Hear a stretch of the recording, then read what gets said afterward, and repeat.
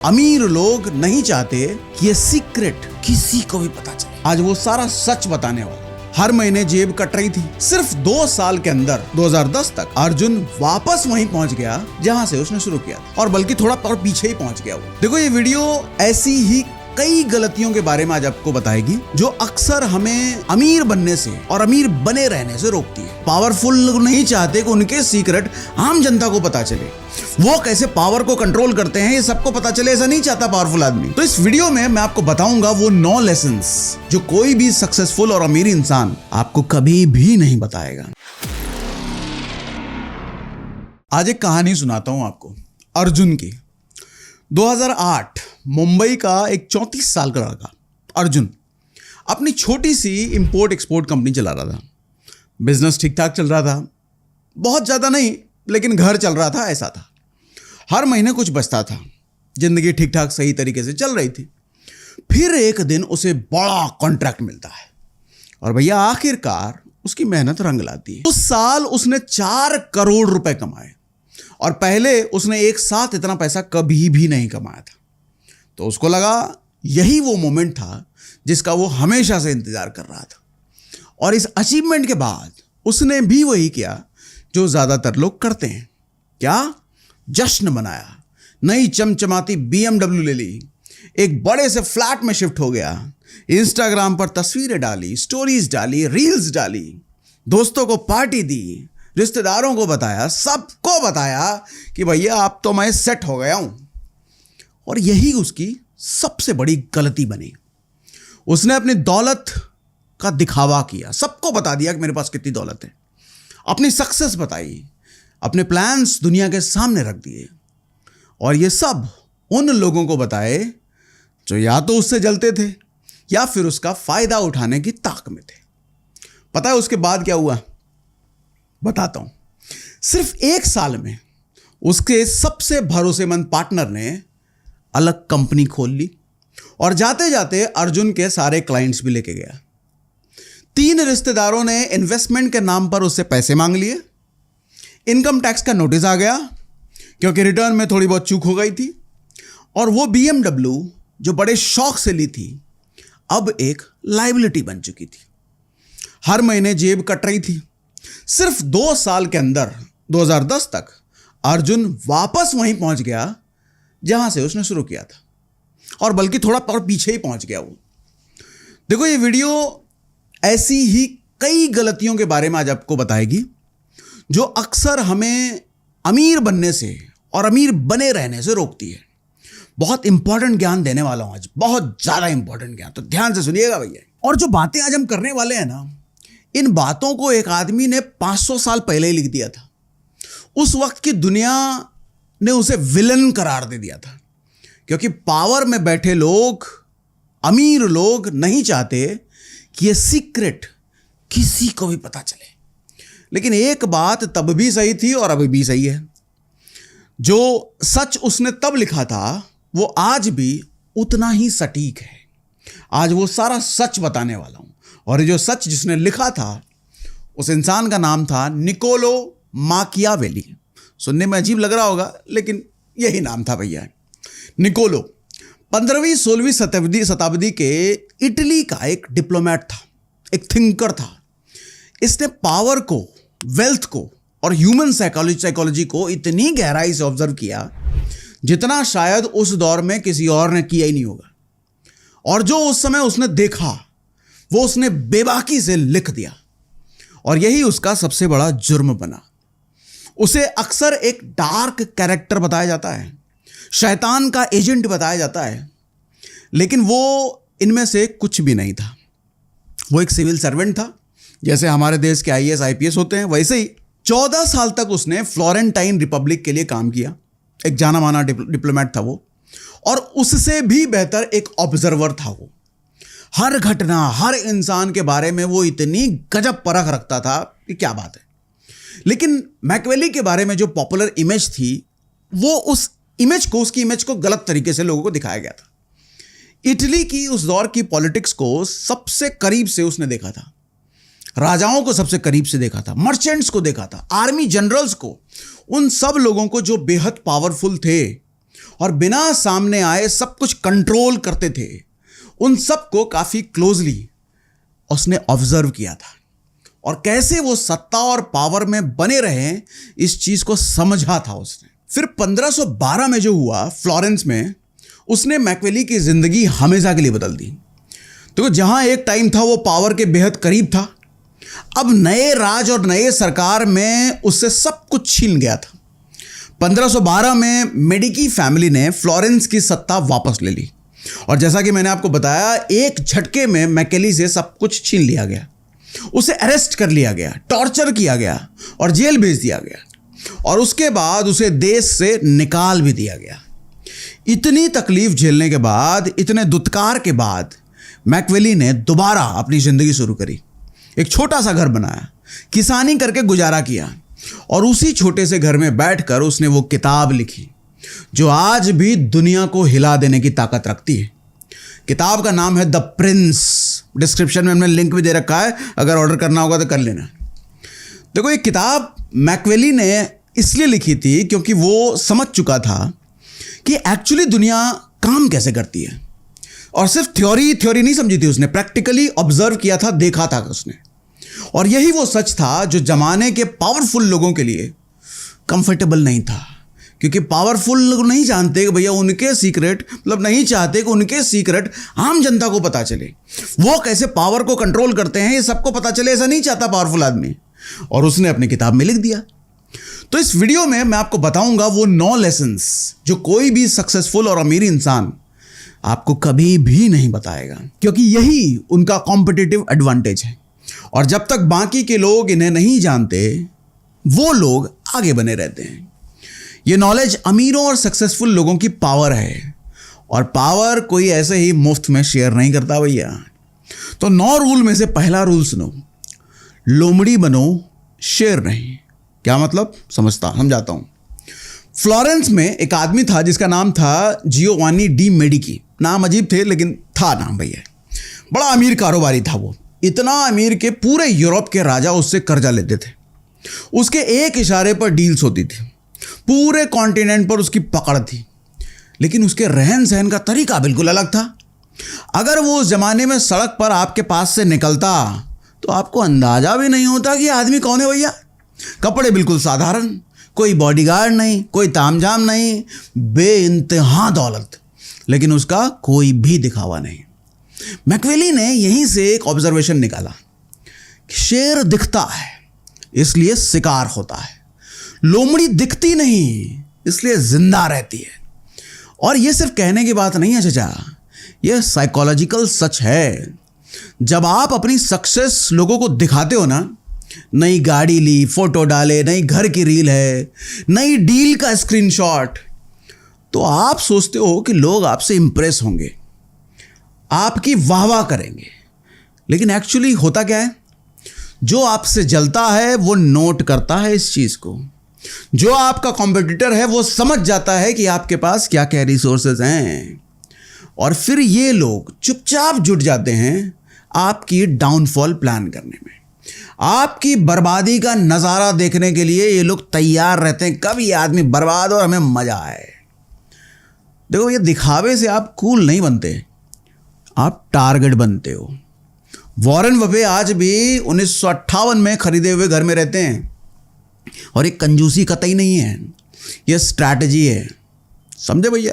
अब rule number 2 सुनो ध्यान से, जो दिखता है वो सच नहीं होता, और यही सबसे बड़ा हथियार है। मैकियावेली के ज़माने में फ्लोरेंस में एक कपड़ा कारोबारी था, फ्रेंस्को नाम का। पहले ही साल में उसे उम्मीद से ज़्यादा प्रॉफिट हुआ। अब यही किसी नॉर्मल इंसान के साथ होता तो वो क्या करता, नया ऑफिस लेता, लोगों को बताता, अपनी ग्रोथ दिखाता। फ्रेंस्को ने ऐसा कुछ भी नहीं किया। वो उसी पुरानी दुकान में बैठा रहा, वही पुराने कपड़े पहनकर। जब कोई पूछता कैसा चल रहा है काम धाम भैया, तो उसका जवाब रहता कि भैया मार्केट स्लो चल रहा है यार, कैसे तैसे मैनेज हो पा रहा है। इसका नतीजा क्या वो जानते हैं, कॉम्पिटिटर्स ने उसे सीरियसली लिया ही नहीं। आपस में कहते हैं ये तो छोटा खिलाड़ी है, इससे क्या भिड़ना भैया। सप्लायर्स भी उस पर तरस खा करके बेहतर रेट्स देने लगे, डिस्काउंट्स देने लगे कि बेचारा स्ट्रगल कर रहा है, दे दो। 5 साल में वो चुपचाप इसी स्ट्रैटेजी के दम पर पूरे शहर का सबसे बड़ा टेक्सटाइल मर्चेंट बन गया और किसी को खबर तक नहीं चली। यही ह्यूमन साइकोलॉजी है। लोग कमजोर की मदद करते हैं, ताकतवर को रोकने की कोशिश की जाती है। और फ्रांसिस्को की तरह आप भी इस साइकोलॉजी को अपने फेवर में यूज कर सकते हो भैया। कहाँ? ऑफिस में, मीटिंग में कहो मार्केट टफ है, नेगोशिएशन कर रहे हो कि कहो बजट टाइट है, अंदर ही अंदर चुपचाप अपना अंपायर खड़ा करते रहो। अमीर लोग गरीबी का नाटक करते हैं और गरीब लोग अमीरी का। समझे भैया? तो रूल नंबर 3 सुनो अब। आपका सबसे बड़ा दुश्मन आपके घर में ही बैठा है। ये क्या बात कर रहे हो भैया? सुनो तो ध्यान से। मैकियावेली ने ये बात बड़े तजुर्बे से लिखी थी। आपका सबसे खतरनाक दुश्मन वो नहीं है जो आपके सामने खड़े होकर आपको चैलेंज करता है। वो नहीं है आपका दुश्मन। आपका असली दुश्मन वो है जो आपके साथ खाना खाता है, आपके घर आता है और दिन रात आपकी तारीफ के पुल बांधता है। शुरू में मैंने आपको अर्जुन की स्टोरी सुनाई थी, याद है? कि कैसे उसके को फाउंडर ने, उसके करीबी दोस्त ने, उन्हीं लोगों ने उसका डाउनफॉल प्लान किया जिन पर वो सबसे ज्यादा भरोसा करता था। क्यों? क्योंकि जो आपके बारे में सब कुछ जानता है, आपकी वीकनेस, आपके प्लान्स, आपकी इनसिक्योरिटीज, वो आपको वहां चोट दे सकता है जहां से आप रिकवर नहीं कर पाएंगे। देखो, बाहर का दुश्मन वो करता है जो आपने दिखाया है बाहर वालों को, जो उसको आपके जरिए पता है वही वार कर सकते हैं वो। लेकिन आपके घर के अंदर बैठा दुश्मन वो करता है जो आपने शायद बाहरी दुनिया को कभी पता भी नहीं चलने दिया, वो उसको पता है। तो जब उसको पता है तो भैया वार कहां करना है उसको अच्छे से पता है। देखो, दुनिया से आपको ज़्यादा घबराने की ज़रूरत नहीं है, क्योंकि दुनिया वालों के ना आपकी स्ट्रेंथ पता है ना वीकनेस पता है। लेकिन जो सबसे करीबी है वो स्ट्रेंथ भी जानता है, वो वीकनेस भी जानता है, कहाँ चोट करना है उसको अच्छे से पता है। इसका मतलब देखो ये नहीं है कि सब पे डाउट करो भैया, अपने आसपास किसी को मत रखो, नहीं। इसका मतलब सिर्फ इतना है, जो आपकी सक्सेस का हिस्सा नहीं है उसे अपनी स्ट्रैटेजी का हिस्सा मत बनने दो। ठीक है? अब रूल नंबर 4 सुनो। असली पावर वो है जो दिखती नहीं है। अब एक कहानी और सुनाता हूं आपको। 2022 में एक फिटनेस इन्फ्लुएंसर था, 4 मिलियन फॉलोअर थे और हर पोस्ट पर लाखों लाइक्स आते थे। ब्रांड्स की लाइन लगी रहती थी उसके पास कोलैबोरेशन के लिए। लोग उसे देखते थे और सोचते थे भाई ये तो सेट है, यही सक्सेस है। लेकिन इस पूरी पिक्चर में एक और किरदार था जो कहीं नजर नहीं आता था। पुणे में बैठा हुआ एक 40 साल का आदमी जिसका कोई इंस्टाग्राम नहीं था, कोई सोशल मीडिया प्रेजेंस नहीं था, किसी को उस 40 साल के आदमी का नाम तक नहीं पता था। ये आदमी उस इन्फ्लुएंसर को और उस जैसे 20-22 और इन्फ्लुएंसर को मंथली रिटेनर पर रखता था, उसकी रीच को मोनेटाइज करता था, उनके जरिए अपने 6 सप्लीमेंट ब्रांड को लाखों कस्टमर तक पहुंचाता था। इन सक्सेसफुल इन्फ्लुएंसर को देख के सबको यही लगता था कि देखो भैया, इसे कहते हैं इन्फ्लुएंसर की पावर। क्योंकि ज्यादातर लोगों को बैक स्टोरी पता नहीं थी कि ये इन्फ्लुएंसर सिर्फ एक प्रोडक्ट है और इसके पीछे असली पावर और पैसा किसी और का लगा है। उस 40 साल के आदमी का जो कभी दिखता ही नहीं था, जिसको कोई जानता ही नहीं था, इन्फ्लुएंसर को सब जानते थे, दूसरे को कोई जानता ही नहीं था। एक दिखता था, दूसरा नहीं दिखता था, और जो नहीं दिखता था असल खेल वही खेल रहा था। मैकियावेली ने फ्लोरेंस के राज दरबारों में, यानी कि 500 साल पहले, ठीक यही पैटर्न देखा था। उस दौर में राजा होता था सबसे ऊपर, सबसे विजिबल, सबसे पावरफुल, जो दिखता था हर जगह, जो दरबार में बैठता था, फैसले सुनाता था, सेना का मुखिया होता था। लेकिन यही राजा सबसे ज्यादा एक्सपोज्ड भी था। क्यों? क्योंकि जब आप सबसे ऊपर दिखते हो तो हर साजिश आपके ही खिलाफ होती है, हर दुश्मन का निशाना आप ही बनते हो, आप ही टारगेट बनते हो। लेकिन इस सर्वशक्तिशाली राजा के पीछे भी लोग होते हैं। कौन होते हैं लोग? इस राजा के पीछे 2 लोग होते हैं जो कभी सामने नहीं आते। कौन? एक था भैया अमीर कारोबारी जो राज्य को चलाने के लिए पैसे देता था, बिना उसके राज्य एक दिन भी नहीं चल सकता था, लेकिन वो कभी भी दरबार की बैठक में नहीं दिखता था। और दूसरा था डिप्लोमैट, मतलब राजनयिक, जो राज्य के बाहर दूसरे राज्यों से रिश्ता बनाता था, राजा के खिलाफ साजिशें रोकता था और राज्य में शांति बनाए रखता था। लेकिन उसका नाम भी कभी इतिहास में नहीं आया। देखो, राजा को सब जानते हैं, कारोबारी और डिप्लोमेट को कोई नहीं जानता था। असली पावर दिखती तो राजा के पास ही थी, लेकिन असल में राजा के पास थी नहीं पावर, वो पावर थी इन दोनों के पास।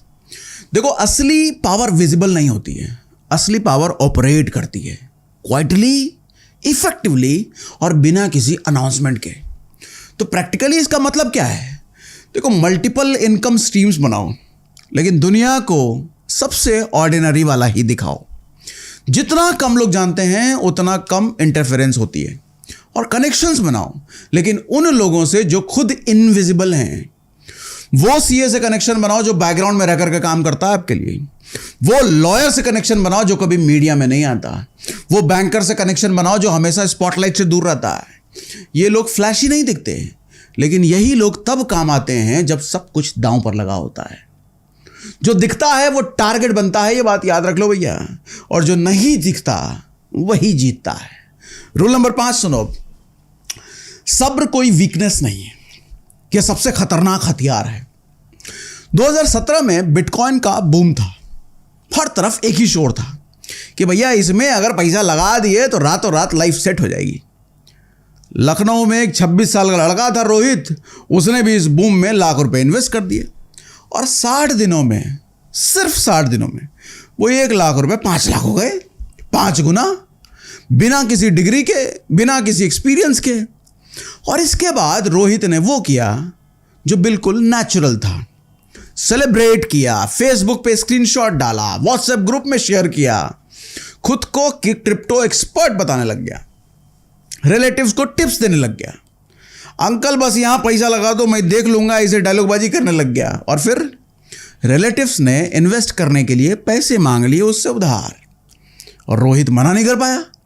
भैया रिश्तेदार ही तो है, समय पर काम आते हैं। इनकम टैक्स का नोटिस आ गया, क्योंकि अचानक एक 26 साल के लड़के के अकाउंट में इतना बड़ा ट्रांजैक्शन देख करके अथॉरिटीज की नज़र पड़ गई उस पर। जिन लोगों ने उसकी टिप्स पर पैसे लगाए थे उनको नुकसान हो गया, तो धमकाने लग गए उसको। स्ट्रेस इतना बढ़ गया कि रातों की नींद उड़ गई और उसने पैनिक में बिना सोचे समझे सब कुछ बेच दिया। जो प्रॉफिट्स से बचा था उसके पास, वो भी धीरे धीरे खर्च हो गया। मतलब दौलत आई और शोर मचा करके चली भी गई। मैकवेली ने 20 साल तक इटली की पॉलिटिक्स ऑब्जर्व की थी, राजाओं को बनते देखा और उनको गिरते भी देखा था, और उसका एक ही निष्कर्ष था, जो जल्दी चमकता है वो जल्दी बुझ भी जाता है। देखो, ये कोई फिलोसफिकल बात नहीं है, एक पैटर्न है ये। फास्ट मनी फास्ट जाता भी है, पैसा जितनी जल्दी आता है उतनी जल्दी जाता भी है। आप लॉटरी जीतने वालों को देख लो ना, 3 साल में 70% लोग फिर से गरीब हो जाते हैं, क्योंकि वेल्थ कोई सिर्फ एक नंबर नहीं है, एक मसल है जो धीरे धीरे सालों की मेहनत के बाद बनता है। और इस मेहनत से बनाए हुए वेल्थ को रखने के लिए डिसिप्लिन चाहिए और पेशेंस भी चाहिए। देखो, पेशेंस ये वो बोरिंग और बेकार सी चीज लगती है, और यही सबसे डेंजरस हथियार है बड़ी वेल्थ बनाने में। इसलिए नहीं कि ये कोई वर्चू है, बस इसलिए कि दुनिया में 99% लोगों के पास ये पेशेंस होता ही नहीं है सर। जब पेशेंस नहीं है तो उनका स्ट्रांग पैसा बनता भी नहीं है। सबको फास्ट पैसा चाहिए, लेकिन लोग भूल जाते हैं कि फास्ट आए हुआ पैसा फास्ट जाता भी है। अब रूल नंबर 6 सुनो ध्यान से। आपकी रियलिटी नहीं, आपकी इमेज मैटर करती है। देखो, मैकवेली ने कुछ ऐसा कहा है जो सुनने में आपको अटपटा लगेगा। क्या है ये मैटर नहीं करता कि आप एक्चुअली क्या हो, ये मैटर करता है कि लोग आपके बारे में क्या सोचते हैं। अब ये सुनकर के लगता है ये तो मैनिपुलेशन है यार, किसी को बेवकूफ़ बनाने वाली बात है, लेकिन ज़रा सुनिए चचा ध्यान से। देखो, अगर आप फिनेंशियली स्टेबल हो लेकिन दुनिया आपको ऑर्डिनरी समझती है, मामूली समझती है, तो आप पूरी तरीके से सेफ हो, समझ लो। कोई आपको टारगेट नहीं करेगा, कोई आपसे पैसे उधार नहीं मांगेगा, कोई आपसे जलेगा नहीं। लेकिन अगर आपकी हालत फिनेंशियली टाइट है और दुनिया के सामने अपने आप को अमीर, एकदम हाई फाई वाली इमेज बना रखी है, तो आप चारों तरफ से गिर जाओगे।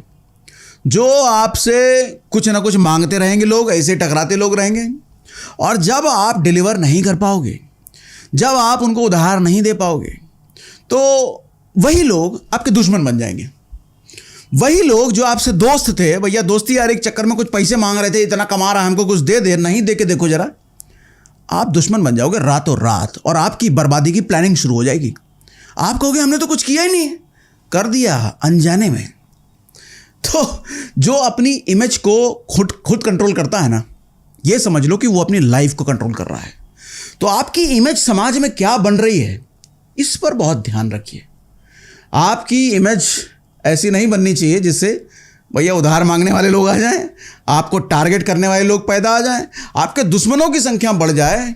ऐसी इमेज बनने से अपने आप को बचा के रखिए। अब रूल नंबर 7 सुनिए, जितना कम दिखो उतना ज़्यादा फायदा पाओ। फ्लोरेंस के कोर्ट में मैकियावेली ने एक बेहद डेंजरस पैटर्न नोटिस किया। वो क्या था? जो सबसे ज़्यादा पढ़ा लिखा था, सत्ता बदलते ही उसे सबसे पहले देश निकाला दे दिया जाता था। जो सबसे ज़्यादा कैपेबल था, उसे सबसे पहले हटाया जाता था। जो सबसे ज़्यादा जानता था, उसे सबसे पहले बर्बाद किया जाता था। आप कहोगे ये क्या बात कर रहे हैं यार? क्यों? समझाता हूं ना। देखो, क्योंकि नॉलेज को लोग थ्रेट की तरह लेते हैं। जो बहुत ज़्यादा जानता है ना, नए बने राजा को लगता है कि ये कल मेरी जगह ले सकता है। और यही आपके ऑफिस में भी हो रहा होगा, आज नहीं तो अभी हो ही रहा होगा। और जो सबसे ज़्यादा स्मार्ट दिखता है, उस पर सबसे ज़्यादा काम डाला जाता है, उसके खिलाफ सबसे ज़्यादा पॉलिटिक्स होती है, उसे सबसे ज़्यादा रोकने की कोशिश होती है। तो मैकियावेली ने इस प्रॉब्लम का क्या सॉल्यूशन दिया है? ऐसी सिचुएशन में सबसे स्मार्ट मूव ये है कि थोड़ा कम स्मार्ट दिखो। मतलब अगर प्रमोशन मिला तो कहो कि यार लकी था, बॉस की मेहरबानी थी, मिल गया। अगर कोई ब्रिलियंट आइडिया आया तो उसको बहुत स्लोली प्रेजेंट करो, ऐसे लगे कि ये सबका आइडिया है, सिर्फ आपका नहीं है। अगर बिजनेस में प्रॉफिट हुआ तो कहो कि बस सर्वाइव कर रहे हैं भैया। जब होशियार दिखते हो तो लोग आपसे compete करते हैं, और जब आप सीधे साधे दिखते हो तो लोग अपने गार्ड्स नीचे कर देते हैं। मतलब आपसे कोई लड़ने के लिए खड़ा नहीं रहता हो। लोग आपसे अपने सारे राज शेयर करते हैं, अपनी सारी कमजोरियां आपको बताएंगे, सब आपसे डिस्कस करेंगे। क्यों? क्योंकि आप तो भैया सीधे साधे हो, क्या ही उखाड़ लोगे ऐसा उनको लगता है। और तब आप सब कुछ देख सकते हो, सब कुछ सुन सकते हो, सब कुछ समझ सकते हो, और खुद को और बेहतर तरीके से तैयार कर सकते हो। मतलब वो कहावत है ना, एड़ा बन के पेड़ा खाने वाला, तो ऐसे एड़ा बन के रहने का भैया। लेकिन पेड़ा सबसे ज़्यादा वही खाता है जो एड़ा बन के रहता है, समझे? अब रूल नंबर 8 सुनो, पैसा कमाओ मत, पैसे से पैसा कमाओ। है ये क्या बात? समझो। खुद से एक ऑनेस्ट सवाल पूछो, अगर आप कल से काम करना बंद कर दो तो कितने महीने तक आपका घर चलेगा? अगर जवाब 1 साल से कम है तो चाहे आपका बिजनेस हो, चाहे आप लाखों की सैलरी पाते हो, आप एक अच्छे सुंदर दिखने वाले पिंजरे में हो, बाहर से ब्यूटीफुल लगता है ये सब, लेकिन आखिर में है तो पिंजरा ही। मैकियावेली ने 500 साल पहले इटली में एक पैटर्न ऑब्जर्व किया। जिन फैमिलीज ने ग्रैंड पैलेसेस बनाए, मतलब महल बनाए, एक्सपेंसिव सेलिब्रेशंस रखे, अपनी वेल्थ दुनिया को दिखाई, वो फैमिलीज सिर्फ 2-3 जनरेशंस में पूरी तरीके से गरीब हो गई। लेकिन जिन फैमिलीज ने फ्यूचर का सोचा, सिस्टम्स बनाए, ऐसे स्ट्रक्चर्स खड़े किए जो उनके बिना भी काम करते रहे, वो फैमिलीज आज भी पावरफुल है। फर्क सिर्फ एक था, एक ने आलीशान बड़े बड़े किले बनाए, दूसरे ने सिस्टम बनाए। बड़े बड़े किले, खूबसूरत बाग, आलीशान फर्नीचर दिखता है, लेकिन लगातार आपकी वेल्थ को चुपचाप खाता रहता है। मेंटेनेंस चाहिए ना भैया इन चीज़ों को। प्रोसेस और सिस्टम दिखता नहीं है, लेकिन आपको और आपकी आने वाली पीढ़ियों को खिलाता रहता है, नरिश करता रहता है, हेल्प करता रहता है। देखो, करोड़ों की सुपर कार खरीदना किला बनाने जैसा ही होता है।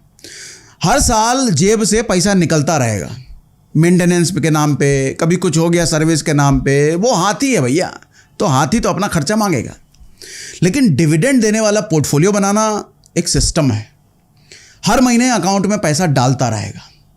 आज से हर महीने खुद से एक सवाल पूछो, भैया क्या मैंने इस महीने कोई ऐसी चीज़ बनाई जो मेरे बिना भी पैसा कमाता रहेगा?